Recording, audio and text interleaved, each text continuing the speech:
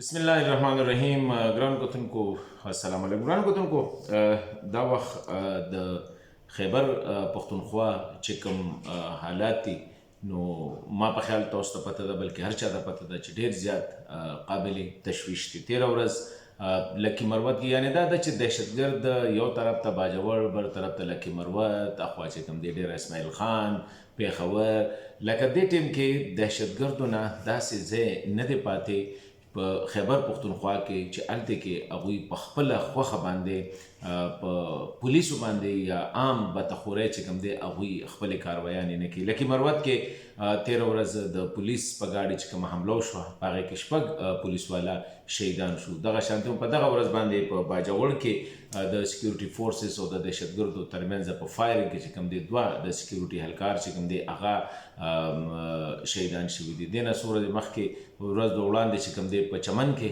کومه واقعه وه چې یو دهشتګرد د افغانستان د خاورې نه راغی او فایرنګ یې وکړ، یو سکیورټي اهلکار شهید او 2 زخمیان شو.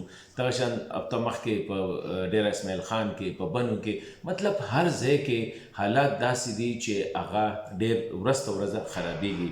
خو د بدقسمتۍ خبره څه ده؟ بدقسمتۍ خبره دا ده چې ولس د خیبر پښتونخوا چې دی هغه راپاڅېدلی دی، که په سوات کې دی، ملکنډ ډویژن کې دی، که په وزیرستان کې دی.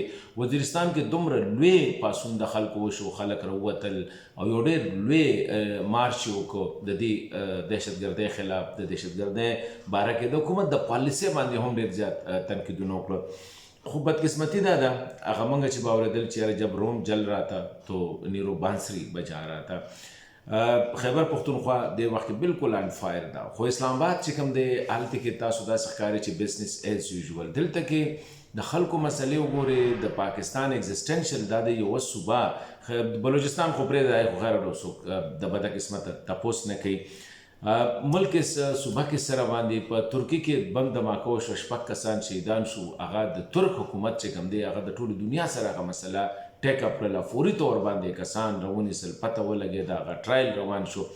دلته 6 کسان په میډیا کې ټیکر راغی.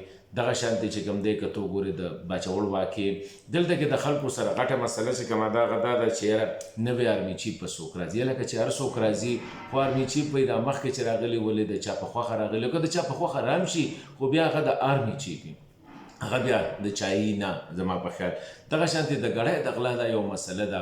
سهار ماښام شپه سیاسي لیډرشپ په دې ګړی پورې نښتې دی، میډیا د دې ګړی پورې نښتې ده. بل طرف ته د ملک په نیمه حصه کې چې کوم دی یو جنګ روان دی د دهشتګردۍ خلاف.